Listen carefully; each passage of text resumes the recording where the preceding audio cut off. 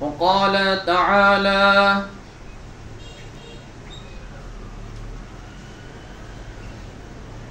لكم دينكم ولي دين وقال الله عز وجل فقال إني سقيم وعن ابن عمر رضي الله تعالى عنه قال قال رسول الله صلى الله عليه وسلم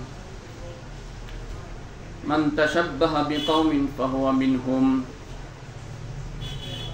وقال النبي صلى الله عليه وسلم حجبت النار بالشهوات وحفت الجنة بالمكاره أو كما قال النبي صلى الله عليه وسلم بلغ العلا بكماله كشف الدجى بجماله حسنة جميع خصاله صلوا عليه وآله یا رب میرے آنکھوں میں سما جائے مدینہ یا رب میرے آنکھوں میں سما جائے مدینہ مدت سے میرے دل میں تمنا یہ مدینہ جن خاک پہ چلتے ہیں شہنشاہ دو عالم جن خاک پہ چلتے ہیں شہنشاہ دو عالم اور چشم کا سرما ہے مدینے کی گلی میں ایمان کا حاصل نہیں بے عشق مدینہ ایمان کا حاصل نہیں بے عشق مدینہ مرنے کی تمنا ہے مدینے کی گلی میں لگاؤ تو لو اس سے آگے لگاؤ جھکاؤ تو سر اس کے آگے جھکاؤ اسی پر ہمیشہ بھروسہ کرو تم اسی کی طلب میں مرو جب مرو تم مبرہ ہے شرکت سے اس کی خدائی نہیں اس کے آگے کسی کی برائی الحمدللہ معزز مکرم সম্মানিত হাজিরিন মজলিস মহান রব্বুল আলামিনের অসংখ্য শুকরিয়া যে আল্লাহ রব্বুল আলামিন আমাদেরকে রমজানুল মুবারকের মধ্যে পবিত্র জুমাবারে সবার আগে মসজিদে আসার তৌফিক দান করেছেন সেজন্য দিল থেকে শুকরিয়া জ্ঞাপন করি আলহামদুলিল্লাহ আলহামদুলিল্লাহ কুরআনুল কারীমের 30 নম্বর পারা সূরা কাফিরুন এবং সূরা সাফফাতের একটা আয়াত তেলাওয়াত করছি এবং নবী করিম সাল্লাল্লাহু আলাইহি সাল্লামের দুটি হাদিস পাঠ করছি তারই আলোকে ইনশাআল্লাহ কথা বলার চেষ্টা করব তৌফিক বিল্লাহ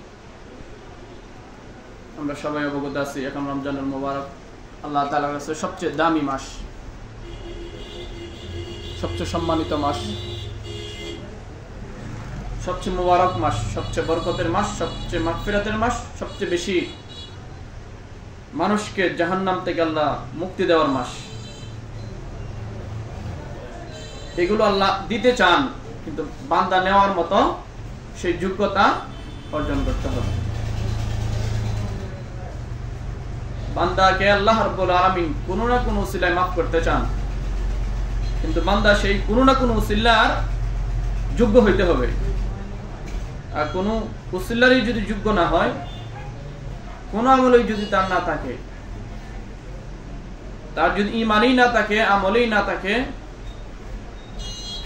দুনিয়ার জিন্দেগিতে সে আল্লাহকেই না মানে রাসূলের পথেই না চলে তাহলে তো তার নাজাত পাওয়ার কোনো কারণ নাই এবং নাজাত পাবেও না সে এটা আল্লাহ রাব্বুল আলামিনের চূড়ান্ত কি ডিসিশন যে সে যদি ঈমান না আনে আমলে সালেহ না করে তাহলে সে জাহান্নাম থেকে মুক্তি পাবে না এটাই চূড়ান্ত কথা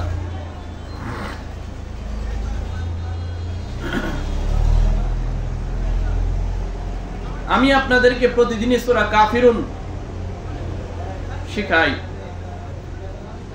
আল্লাহ রাব্বুল আলামিন তো কোরআন দিয়েছেন শেখার জন্য, তেলাওয়াত করার জন্য, বোঝার জন্য, আমল করার জন্য। আমরা তো শিখতেই হিমশিম খাইতেছি, শুধু তেলাওয়াত, এরপরে অর্থ বুঝবো, এরপরে তার উপর আমল করব। এটা তো বহু দূর কি বাত, এটা তো অনেক দূরের কথা। তো দূর যাওয়ার আগ পর্যন্ত আমার মুখে মাটি দেওয়া হয়ে যাবে, অর্থাৎ আমি কবরে চলে যাব। সেই অর্থ বুঝে আমল করার মতো জিন্দেগি আমি গঠন করতে পারবো কিনা বহুত সন্দেহ আছে। যাই হোক, পারি আর না পারি, কমপক্ষে ওলামায়ে কেরাম তো পারেন কি পারেন না? ওলামায়ে কেরাম পারেন। সেজন্য তাদের কাছ থেকে কোরআনকে বুঝে নিব। কোরআন শুধু পরে কান্ত হলেই চলবে না, বরং সেটা বুঝে নিতে হবে এবং তার উপরে আমল করতে হবে। এতে কি হবে? আপনার আমার দুনিয়া এবং আখিরাত সুন্দর হবে। এছাড়া কোনো আর বিকল্প পথ নাই মুক্তি।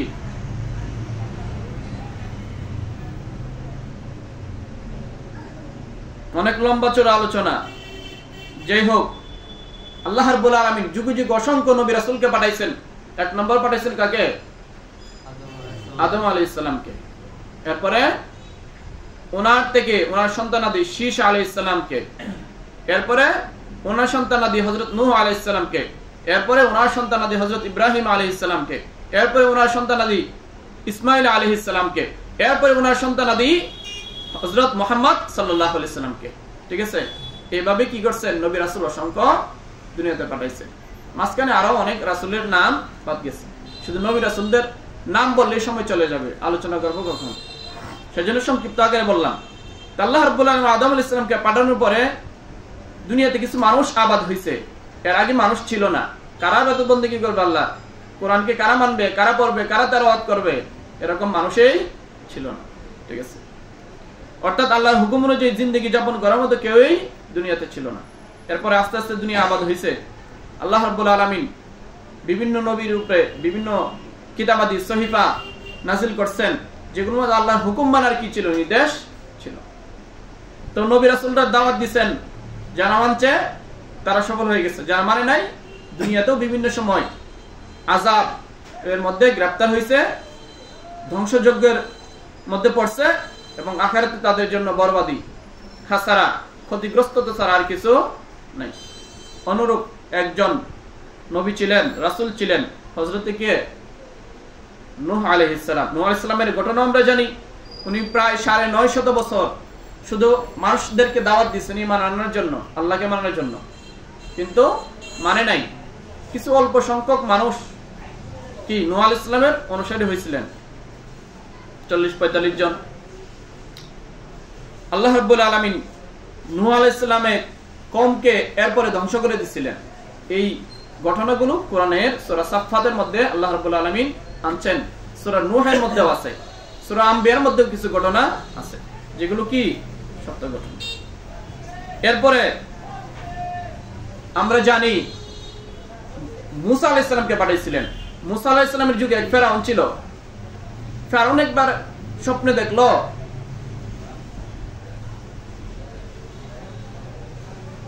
যে তার রাজত্ব যেটা সেটা তার থেকে চলে যাচ্ছে, এরকম একটা ওয়াকিয়া, বা তার গণকরা গণে বলল যে আপনার রাজত্ব এরকম একজন ছেলে জন্মগ্রহণ করবে যে আপনার রাজত্বকে, আপনার প্রভুত্বকে ধ্বংস করে দিবে।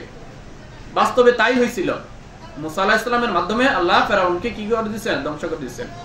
অনুরূপ হযরত ইব্রাহিম আলাইহিস সালাম, যিনি কি মুসলমানদের জাতির পিতা। মুসলমানদের জাতির পিতার নাম কি? ইব্রাহিম আলাইহিস সালাম। জোরে বলেন। ইব্রাহিম আলাইহিস সালাম। মাঠে গিয়ে তো আরেকজনের নাম কইবেন, কালকে তো আরেকজনের নাম কইবেন, বলা যাবে না? জোরে বলতে হবে। মুসলমানদের পিতার নাম কি? ইব্রাহিম আলাইহিস সালাম। যাকে তাকে বাপ ডাকা যাবে না, বাপের গুণ থাকতে হবে, ঠিক না? এটা আল্লাহ রাব্বুল আলামিন কি স্বীকৃতি দিয়েছেন। ইব্রাহিম আলাইহিস সালাম কি জাতির পিতা, আর কেউ না। আর কাউকে জাতির পিতা মুসলমান মানতে পারে না। ওই ইব্রাহিম আলাইহিস সালামের চেতনাকে লালন করতে হবে। ইব্রাহিম আলাইহিস সালামের সন্তানরা যদি ইব্রাহিম আলাইহিস সালাম না হয়, তো বাপের কি সঠিক উত্তরসূরি হইল না? সঠিক উত্তরসূরি হইল না। উত্তরসূরি না, সবগুলো দক্ষিণসূরি, সবগুলো কি দক্ষিণসূরি। সেজন্য ইব্রাহিম আলাইহিস সালামকে আল্লাহ রাব্বুল আলামিন দুনিয়াতে পাঠাইছিলেন দাওয়াত দেওয়ার জন্য, একত্ববাদের রবুবিয়তের, ওয়াহদানিয়তের। এই ইব্রাহিম আলাইহিস সালাম জন্মের আগেও গণকরা, আগে গণক ছিল, আমরা ছোটবেলা দেখছি গণাগন্ত ছিল না, জ্যোতিষবিদ এখনো আছে। গণাগণে দেখলো যে এই নমরুদের রাজ্যে এরকম এক সন্তানের জন্ম হবে যে তার রাজত্বকে, তার প্রভুত্বকে কি ধ্বংস করে দিবে। সেজন্য এই নমরুদও ওই ফেরাউনের মতো নির্দেশ জারি করলো, পরওয়ানা জারি করলো যে যখনই যেখানে পুত্র সন্তান জন্ম লাভ করবে তাদেরকে হত্যা করে ফেলো, তাদেরকে কি করে ফেলো, হত্যা করে ফেলো। এই কথা শুনে ইব্রাহিম আলাইহিস সালামের মা সন্তান সম্ভবা ছিলেন, উনি এই ভয়ে পাহাড়ে চলে গেলেন। কারণ যদি সন্তান পুত্র সন্তান হয় তাহলে তো মেরে ফেলবে, আর সন্তানকে মেরে ফেলুক এটা কোন মায়ে চায় না। এই মুসা আলাইহিস সালামের যুগে মুসা আলাইহিস সালাম এইভাবে ভয়ে আতঙ্কিত ছিলেন, গোপনে ছিলেন। এই দুনো নবীর ক্ষেত্রে এই ঘটনা ঘটছে। তো ইব্রাহিম আলাইহিস সালামের মা যখন পাহাড়ে চলে গেলেন, উনি জন্মগ্রহণ করলেন, দেখলেন সন্তান ছেলেই হয়েছে। উনি ওইখানে লালন পালন করতেছিলেন। খাবারের তেরকম কি ছিল না, ব্যবস্থা ছিল না। আল্লাহ রাব্বুল আলামিন যেহেতু উনাকে নবী নির্বাচিত করবেন, সেজন্য মুজিজা স্বরূপ নবীদের মুজিজা আছে, অলৌকিক ঘটনা, ঠিক আছে। এগুলো আল্লাহ রাব্বুল আলামিন ইব্রাহিম আলাইহিস সালামের 3 আঙ্গুল থেকে 3টা নহর প্রবাহিত ছিল। এক আঙ্গুল থেকে দুধ বের হইতো যাতে পর্যাপ্ত পরিমাণ খানা পায়, আরেক আঙ্গুল থেকে আল্লাহ রাব্বুল আলামিন মধু বের করতেন। এই আঙ্গুল ছোটবেলা দেখবে সন্তানরা আঙ্গুলগুলো মুখে দিয়ে রাখে, অনেক সন্তানের অভ্যাস আছে না। ইব্রাহিম আলাইহিস সালাম যখন এই আঙ্গুল মুখে দিতেন, যে আঙ্গুলের মধ্যে মধু ছিল ওই আঙ্গুল মুখে দিলে মধু বের হইতো, যে আঙ্গুল দুধ ছিল ওই আঙ্গুল মুখে দিলে কি বের হইতো, দুধ বের হইতো। আরেক আঙ্গুলের মধ্যে কি ছিল, পানি ছিল। আল্লাহ রাব্বুল আলামিন এই দুর্গম পরিস্থিতিতেও আল্লাহ রাব্বুল আলামিন ইব্রাহিম আলাইহিস সালামকে নমরুদকে ধ্বংস করার জন্য কি করতেছেন, ওইখানে তৈরি করতেছেন, এর জন্য পানি বের হইতো। উনি যখন আস্তে আস্তে বড় হইলেন, 8 বছর হইল, মোটামুটি 8 বছর বাচ্চারা তো মেলা কিছু বুঝে, আমাদের সন্তানরা তো আরো বেশি বুঝে। তো ইব্রাহিম আলাইহিস সালাম একদিন জিজ্ঞেস করলেন ওনার মাকে যে মা, আমাদের প্রভুকে, আমাদের রবকে? উনি বললেন আমাদের প্রভু আর রব হচ্ছে নমরুদ। এরপরে বললেন আচ্ছা আম্মা, আমাদের প্রভু আর রব হচ্ছে নমরুদ, তো নমরুদের রবকে?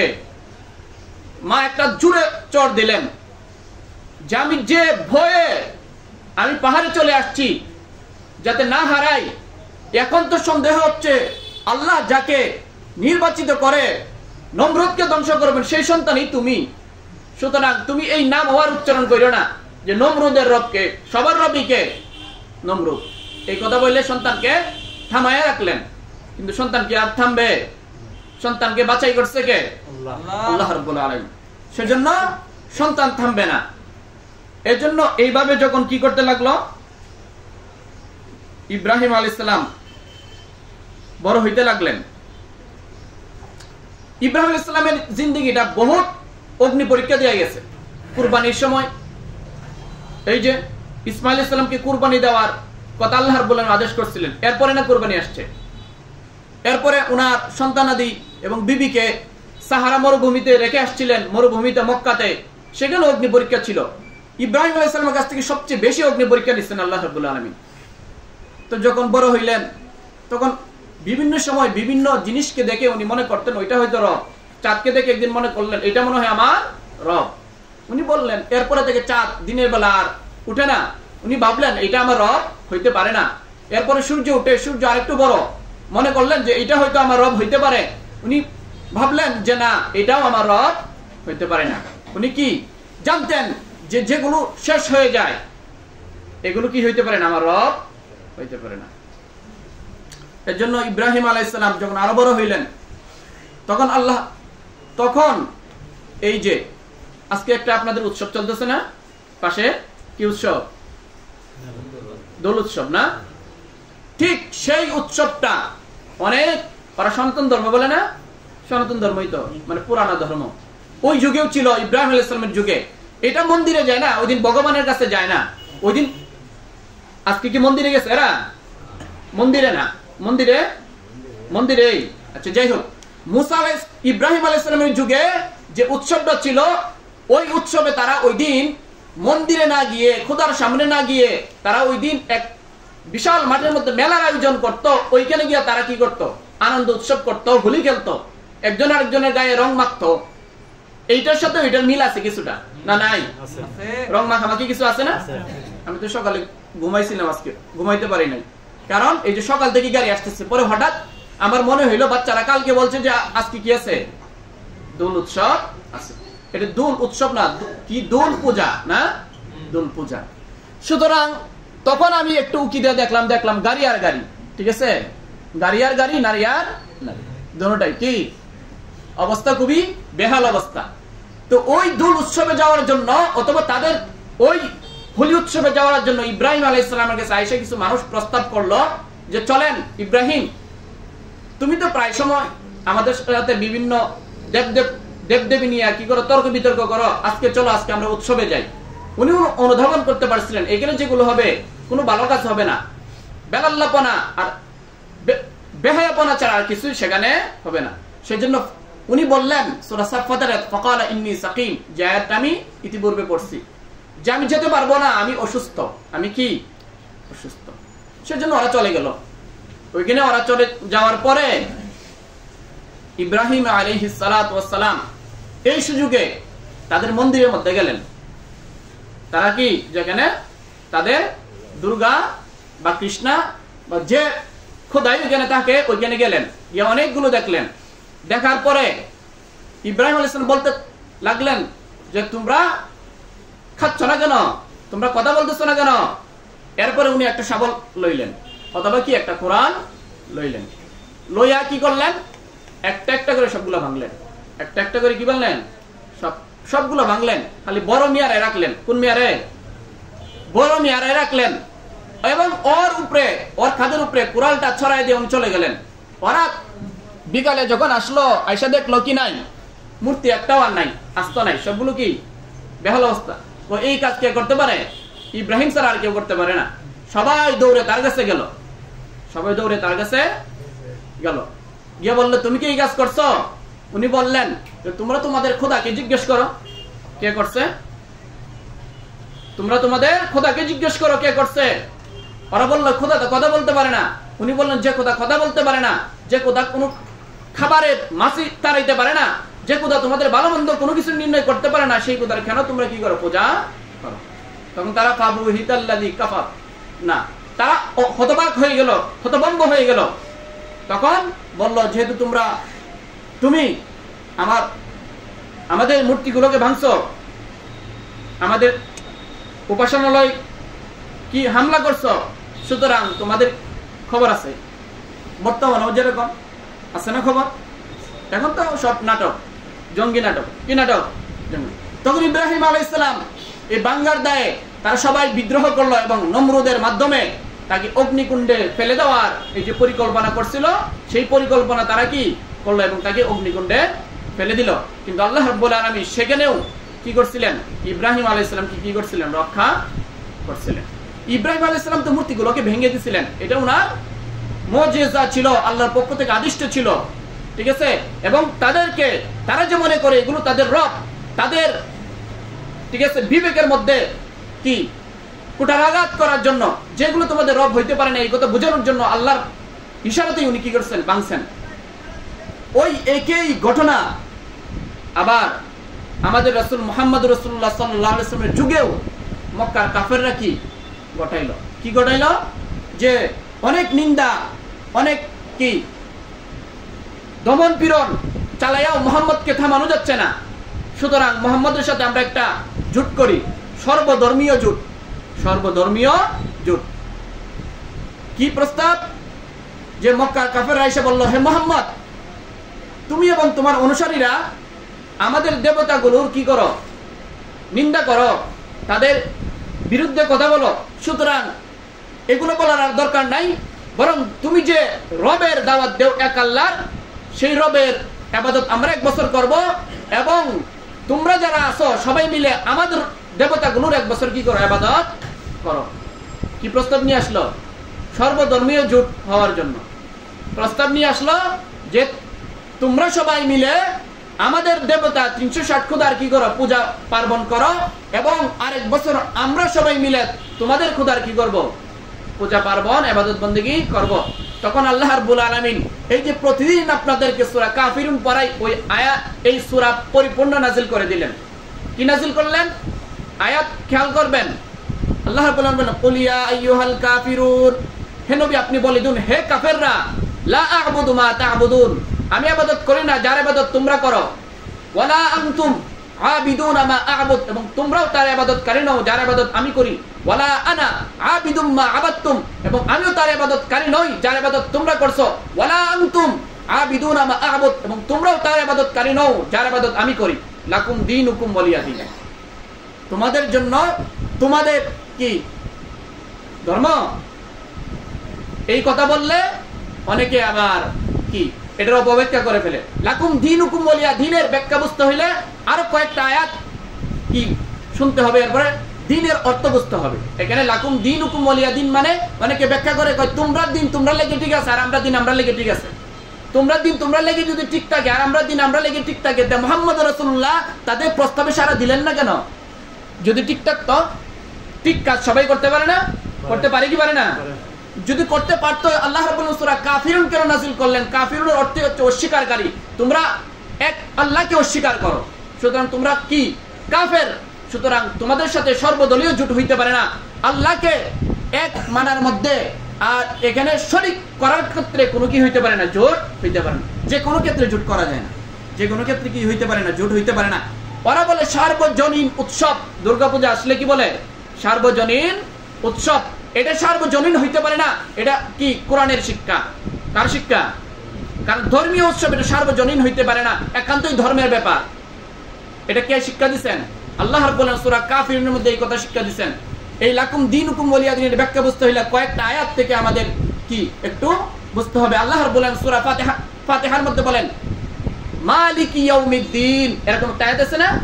আল্লাহ রাব্বুল আলামিন কি মালিকি ইয়াউমিদ্দিন, ধর্মের কি মালিক? এটার অর্থ কি ধর্মের মালিক? অর্থাৎ না, আল্লাহ রাব্বুল আলামিন বিচার দিবসের মালিক। মালিক ইয়াউমিদ্দিন অর্থ কি? আল্লাহ বিচার করবেন কোন দিন?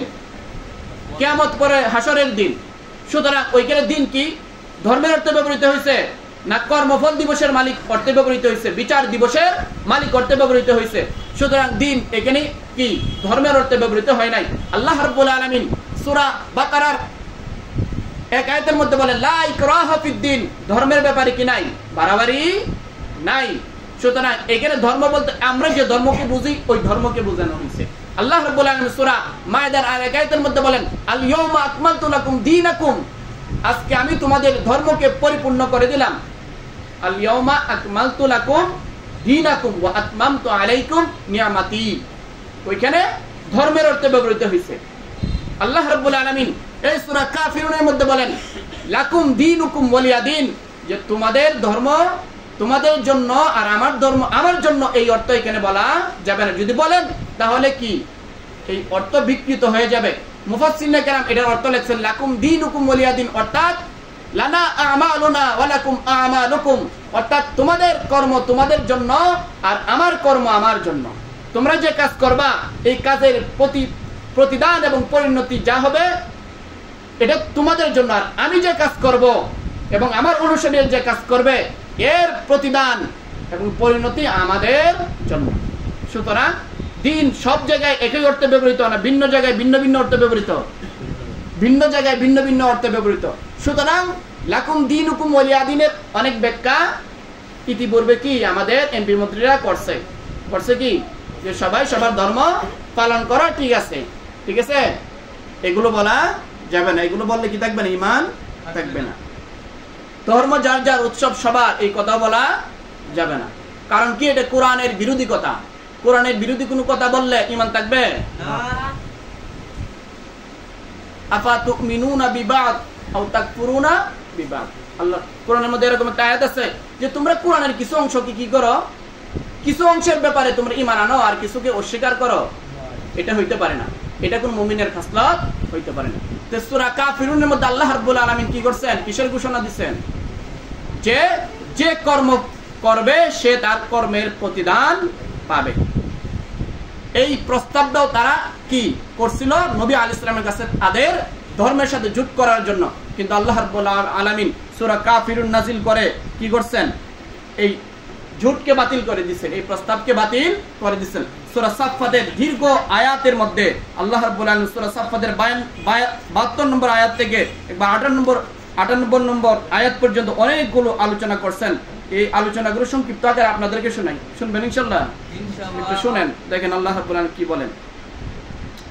আল্লাহ রাব্বুল আলামিন বলেন, ফানজুরু কাইফা কানা আকিবাতুল মুনজিরিন, এর আগের আয়াত থেকে ওয়ালাকাদ আরসালনা ফীহিম মুনজিরিন, যে আল্লাহ রাব্বুল আলামিন বলেন আমি তাদের কাছে একজন সতর্ককারী নবী পাঠাইলাম, অথবা ভয় ভীতি প্রদর্শনকারী একজন নবী পাঠাইলাম। এটা কার সম্পর্কে বলছেন? আল্লাহ রাব্বুল আলামিন এটা নূহ আলাইহিস সালাম সম্পর্কে বলছেন। কোন নবী সম্পর্কে বলছেন? নূহ আলাইহিস সালাম সম্পর্কে বলছেন। এইখান থেকে বলতে হবে, না হয় আগাগোড়া বোঝা যাবে না। এরপরে আল্লাহ রাব্বুল আলামিন বলেন ফানজুর কাইফা কানা আকিবাতুল মুনজিরিন, হে নবী আপনি লক্ষ্য করুন যে ফানজুর কাইফা কানা আকিবাতুল মুনজিরিন, এবং আমি তাদের পরিণতি কি করলাম, আমি তাদের প্রতিদান কি দিলাম। যারা নবীর ভীতি প্রদর্শন করার পরেও, সতর্ক করার পরেও কি হয় নাই, সতর্ক হয় নাই, তাদের পরিণতি আমি কি করলাম, পরিণাম কি করলেন আপনি সেদিকে লক্ষ্য করুন। অর্থাৎ ওই নূহ আলাইহিস সালামের কওমকে যে আল্লাহ রাব্বুল আলামিন পানিতে ডুবাইয়া মারছেন, চুবাইয়া মারছেন, ওই ঘটনার দিকে আল্লাহ রাব্বুল আলামিন আয়াতের মধ্যে ইঙ্গিত করতেছেন। ইল্লা ইবাদাল্লাহিল মুখলিসিন, আমি একমাত্র খালেস এবং একনিষ্ঠ বান্দাদের ছাড়া বাকিদের সাথে পরিণতি খুবই ভয়াবহ করছে। ইল্লা ইবাদাল্লাহিল মুখলিসিন ওয়ালাকাদ নাদানা নূহুন ফালানি'মাল মুজিবুন, আল্লাহ রাব্বুল আলামিন বলতেছেন যে নূহ আলাইহিস সালাম যখন কি করলেন, আমাকে ডাকলেন, তখন আমি তার ডাকে কতই না উত্তম সাড়া দিলাম, কতই না উত্তম ভাবে সাড়া দিলাম। ওয়ানাজ্জাইনাহু ওয়া আহলাহু মিনাল কারবিল আযীম, এবং আমি এবং তার যারা অনুসারী ছিল তাদেরকে আমি সেই মহাবিপদ সংকুল পথ থেকে, অর্থাৎ মহাবিপদ থেকে তাদেরকে আমি কি করলাম, রক্ষা করলাম। ওয়াজআলনা যুররিয়াতাহু হুমুল বাকিন, এবং আমি এই নূহ আলাইহিস সালামের যারা অনুসারী ছিল, সন্তানাদি ছিল, তাদেরকে আমি বাকি রাখলাম দুনিয়াতে, আর সবাইকে মেরে ফেললাম, সবাইকে ধ্বংস করে দিলাম। অর্থাৎ নূহ আলাইহিস সালাম যখন ঈমানের দাওয়াত দিল কেউ মানল না, যখন ধ্বংস করে দিল, ধ্বংস হইল কারা? যত বেঈমান আছে, যত কাফের আছে, মুশরিক আছে, সব ধ্বংস হয়ে গেল। শুধু বাকি থাকলো কারা? একমাত্র মুমিন মুত্তাকিরা। এজন্য নূহ আলাইহিস সালামকে আদমে সানি বলা হয়, মানব জাতির দ্বিতীয় পিতা বলা হয়, মানব জাতির দ্বিতীয় পিতা বলা হয়, লম্বা ইতিহাস। ওয়া তারাকনা আলাইহি ফিল আখিরিন, এবং আমি তার ঐতিহ্যকেই কি বাকি রেখে দিলাম। এরপরে আল্লাহ রাব্বুল আলামিন বলেন সালামুন আলা নূহিন ফিল আলামিন, আল্লাহ রাব্বুল আলামিন বলতেছেন যে নূহ আলাইহিস সালামের প্রতি কি শান্তি, নূহ আলাইহিস সালামের প্রতি কি হোক, শান্তি বর্ষিত হোক। ইন্না কাযালিকা নাজিল মুহসিনিন, আল্লাহ রাব্বুল আলামিন যারা অনুগ্রহশীল, যারা আল্লাহকে মানে, তাদেরকে সেইভাবেই কি করেন, প্রতিদান দিয়ে থাকেন, পুরস্কার দিয়ে থাকেন। ইন্নাহু মিন ইবাদিনাল মুমিনিন, নিশ্চয় তিনি ছিলেন মুমিনদের অন্তর্গত একজন বান্দা। সুম্মা আগরাকনাল আখিরিন, আমি এরপরে কি করলাম, বাকিদেরকে সমুদ্রে ডুবিয়ে দিলাম, অথবা পানিতে ডুবিয়ে দিলাম। ওয়াইন্না মিন শিআতিহি লা ইব্রাহিম, এখান থেকে ইব্রাহিম আলাইহিস সালামের কথা শুরু হইতেছে। অর্থাৎ ইব্রাহিম আলাইহিস সালামও হচ্ছেন ওই নূহ আলাইহিস সালামের শাখা থেকে একজন, সন্তানাদি থেকে একজন। কারণ ইব্রাহিম আলাইহিস সালাম আগে না নূহ আলাইহিস সালাম আগে? নূহ আলাইহিস সালাম আগে। তো নূহ আলাইহিস সালামের যারা বেঁচে ছিলেন অনুসারীরা সবাই মুমিন মুত্তাকি ছিলেন, আর মুমিন মুত্তাকিদের মধ্যে থেকে ইব্রাহিম আলাইহিস সালাম একজন। ইব্রাহিম আলাইহিস সালাম কি ছিলেন না? ছোটবেলায়ও কাফের ছিলেন না, মুশরিক ছিলেন না, বরং মুমিনদের মধ্যে থেকে একজন ছিলেন। উনি তো শুরুতেই বলছি, উনি কি ফেরাউন নমরুদকে খোদা মানতেন না? মানতেন না, অস্বীকার করতেন। অস্বীকার করতেন দেখি তো ওনার কি এই কি অগ্নি পরীক্ষা দিতে হয়েছিল। এরপরে আল্লাহর বলেন ইয জাআ রাব্বাহু বিকলবিন সালিম, তিনি তার রবের কাছে বিশ্বস্ত অন্তর নিয়ে হাজির হলেন, অর্থাৎ আসলেন, অর্থাৎ তিনি কি ছিলেন? ঈমান ওয়ালাই ছিলেন। ইন ক্বালা লিআবিহি ওয়া কওমিহি মাযা তা'বুদুন, ইব্রাহিম স্মরণ করুন ওই সময়ের কথা যখন ইব্রাহিম আলাইহিস সালাম তার বাবা এবং তার স্বজাতিকে বললেন মাযা তা'বুদুন, কার ইবাদত তোমরা করো, কার ইবাদত তোমরা করো। আইফকান আলিহাতান দুনাল্লাহি তুরিদুন, নিছক অহেতুক অকল্পনীয় অলিক রবের তোমরা কি ইবাদত করো। অলিক রব অর্থাৎ অবাস্তব এক খোদার ইবাদত বন্দেগী কি তোমরা করো। ফামা যন্নুকুম বিরাব্বিল আলামিন, তোমাদের মহান প্রভু সম্পর্কে তোমাদের কি ধারণা, অর্থাৎ আল্লাহ সম্পর্কে তোমাদের কি ধারণা। ফানাযারা নাযরাতান ফিন নুজুম, আল্লাহ ওই ইব্রাহিম আলাইহিস সালাম একবার ওই যে তারকার দিকে কি ভ্রুক্ষেপ করলেন, তাকালেন। এই যে ভাবতেছিলেন তারকা কি, নুজুম মানে কি তারকা, তারকাগুলোকে মনে করলেন কি রব। এরপরে তারকা ডুবে যাওয়ার পরে উনি মনে করলেন চাঁদকে রব। এর চাঁদ ডুবে যাওয়ার পরে উনি মনে করলেন শামস অর্থাৎ সূর্যটা রব। দেখলে সবগুলো ডুবে যায়, যেগুলো ডুবে যায় এগুলো রব হইতে পারে না। রব উনি কে, যিনি সব সময় আছেন, সব সময় থাকবেন। এরপরে আল্লাহ রাব্বুল আলামিন ফাকালা ইন্নী সাকিম, এই যে যখন তারা দোল উৎসবে অথবা তাদের হোলি উৎসবে যাওয়ার জন্য প্রস্তাব পেশ করলেন, তখন ইব্রাহিম আলাইহিস সালাম বলছিলেন যে আমি অসুস্থ, আমি যেতে পারবো না। উনি অসুস্থ কেন বলছিলেন? উনি তো সুস্থ ছিলেন। মুফাসসিরিনে কেরাম বলেন যে উনি উম্মতের ব্যথায় ব্যথিত ছিলেন, পেরেশান ছিলেন, এটাকে অসুস্থতা বলা হয়। এবং তিনি বলছিলেন যে আমি মূর্তি পূজা, এটা একটা অসুস্থ সংস্কৃতি, এটার মধ্যে আমি যেতে পারি না। উনি ইব্রাহিম আলাইহিস সালাম এই কথা বলছিলেন। আমরা কি সেই কথা বলি?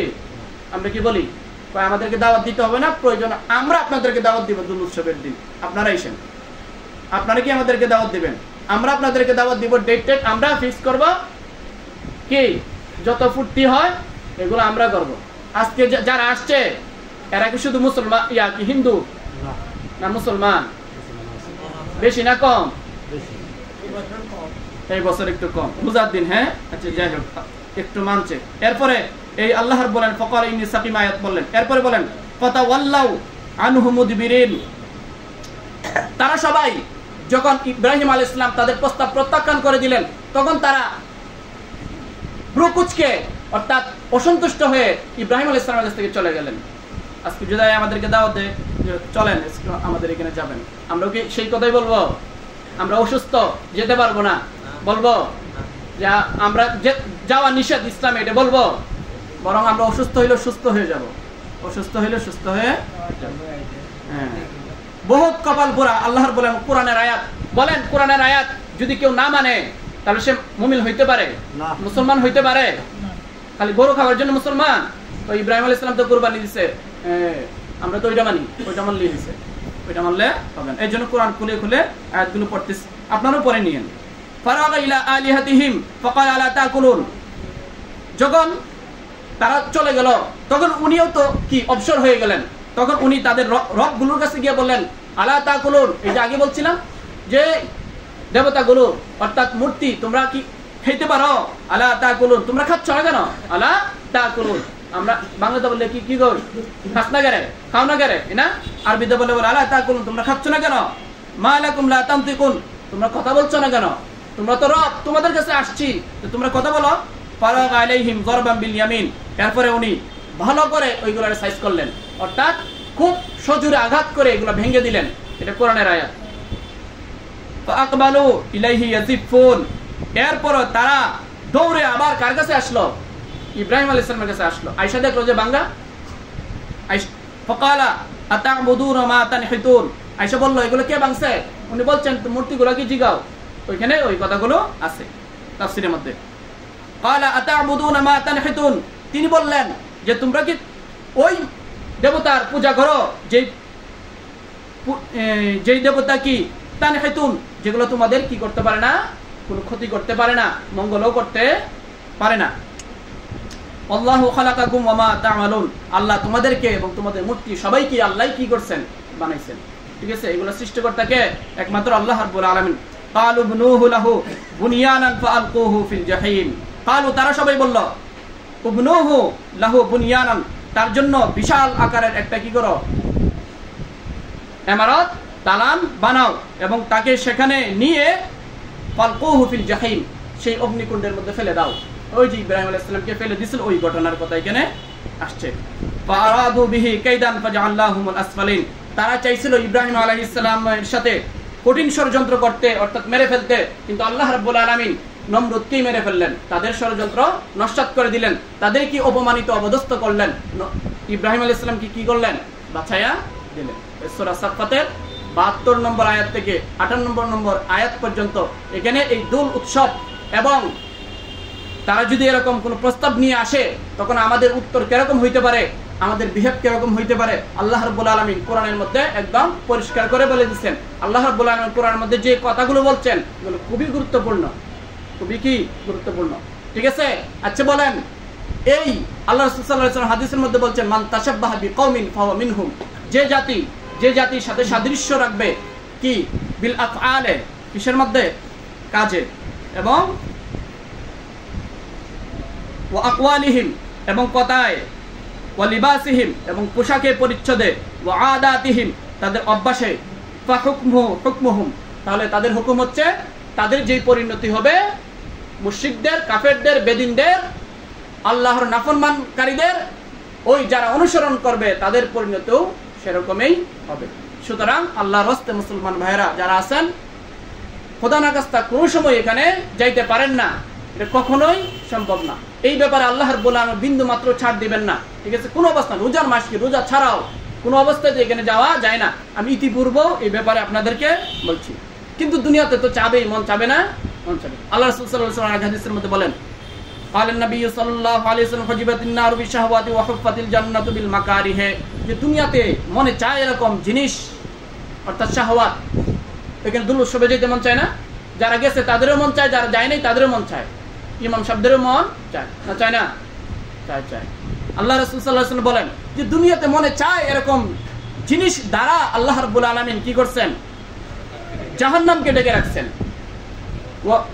ওয়া হুফফাতিল জান্নাতু বিল মাকারিহে, এবং জান্নাতকে ডেকে রাখছেন দুনিয়াতে মনে চায় না এরকম জিনিস দ্বারা।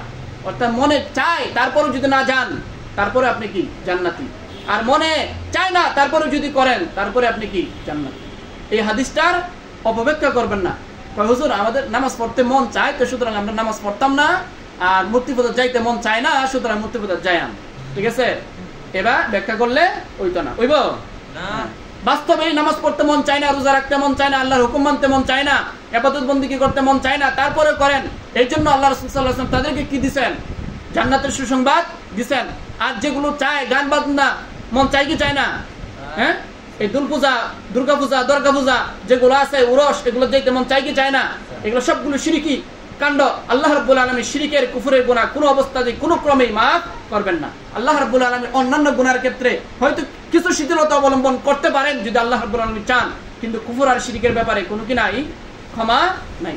সুতরাং আপনাদেরকে মুনজিরিন হিসাবে, ভীতি প্রদর্শনকারী হিসাবে, সতর্ককারী হিসাবে, যেহেতু নবী রাসূলরা নাই, এখন আমরাই তাদের স্থলাভিষিক্ত, সেই হিসাবে বলে দিলাম, যারা মানবেন তারা মুফলিহুনের অন্তর্ভুক্ত, যারা মানবেন না তারা দাল্লিনের অন্তর্ভুক্ত।